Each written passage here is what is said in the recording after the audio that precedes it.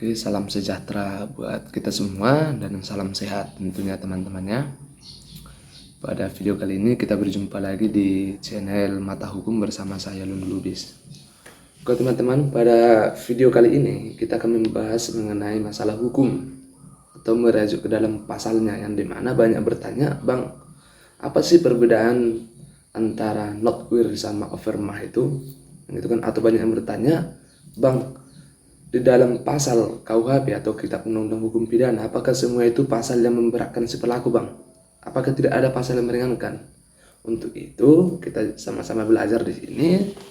Untuk itu kita terangkan juga kepada adik-adik semua, apalagi yang masih dalam kuliah, ada pasal yang meringankan si pelaku di dalam pasal KUHP tersebut.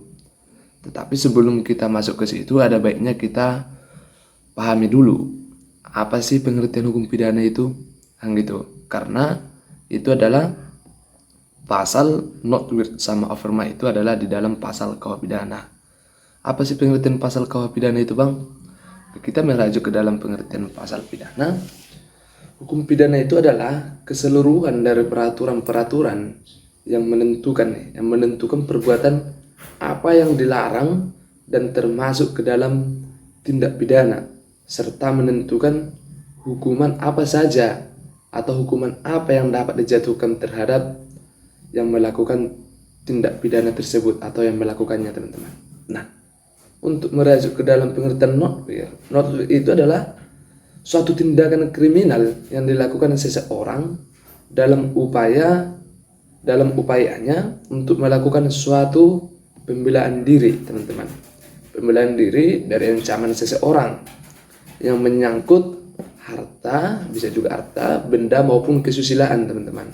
Kesusilaan diri sendiri maupun orang lain pada waktu yang bersamaan. Nah, harus pada waktu yang bersamaan, teman-teman.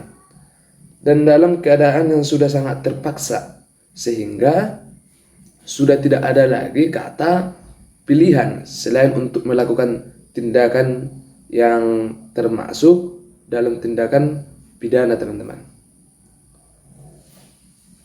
Dengan kata lain bisa juga disebut dengan istilah bela paksa, teman-teman ya, bela paksa.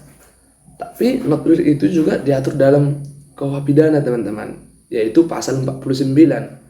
Dari situ kita dapat melihat definisi atau penjelasan dari notwir. Dari penjelasan tersebut dapat dikatakan bahwa notwir ini termasuk dalam alasan peniadaan pidana, yaitu suatu alasan yang dapat membuat seseorang tidak dapat dipidana, teman-teman. Ya, walaupun telah melakukan kesalahan atau tindakan pidana, gitu, teman-teman kan. Itulah salah satu contoh tadi pasal yang meringankan dalam KUHP.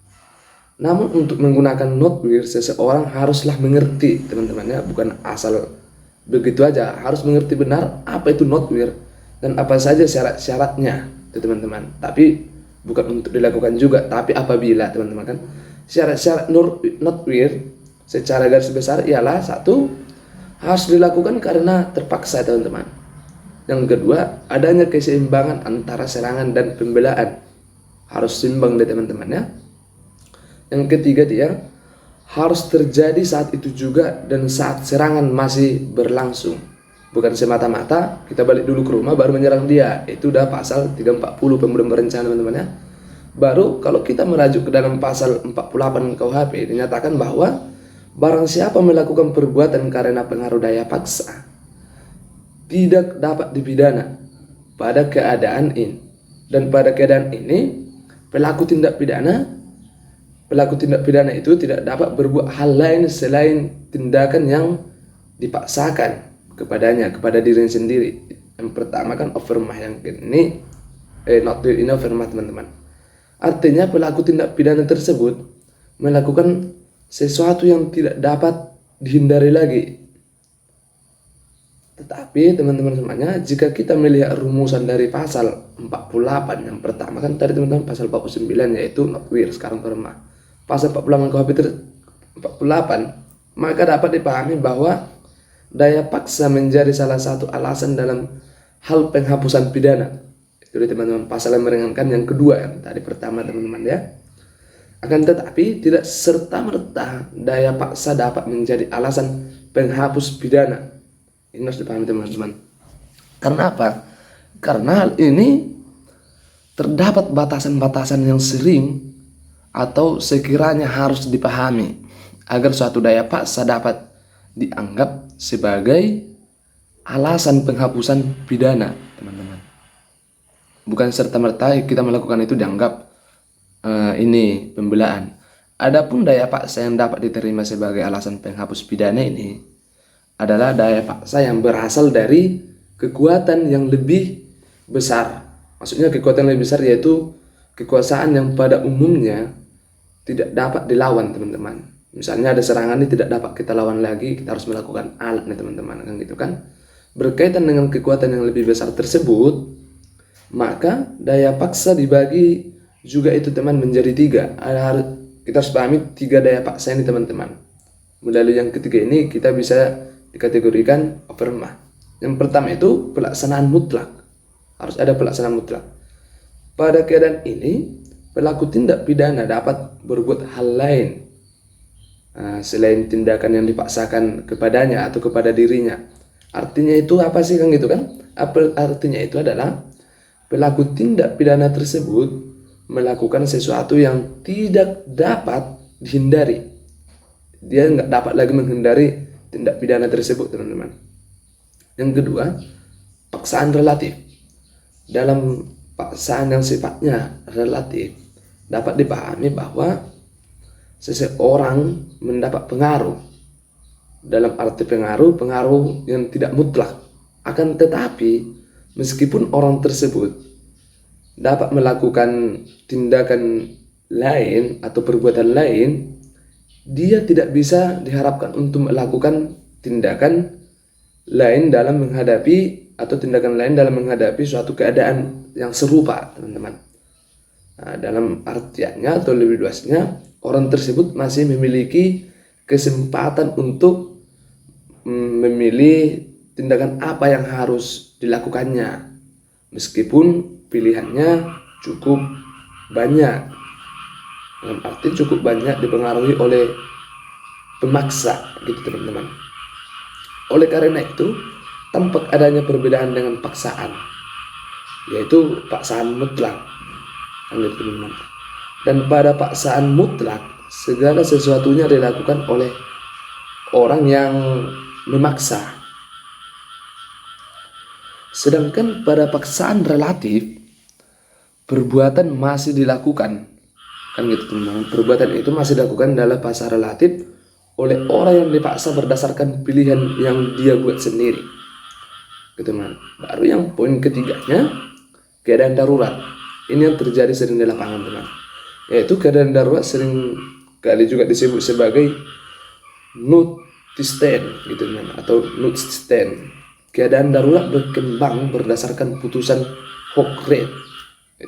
Pada itu diawali pada tanggal 15 Oktober tahun 1923 yang dinamakan sebagai Optician Arrest, gitu teman. Berdasarkan putusan tersebutlah Hockred membagi keadaan darurat menjadi tiga, yaitu tiga kemungkinan, yaitu adanya benturan antara dua kepentingan hukum. Apa sih benturannya itu maksudnya bang? Benturan antara kepentingan hukum dan kewajiban hukum. Dibedakan kawan-kawan ya.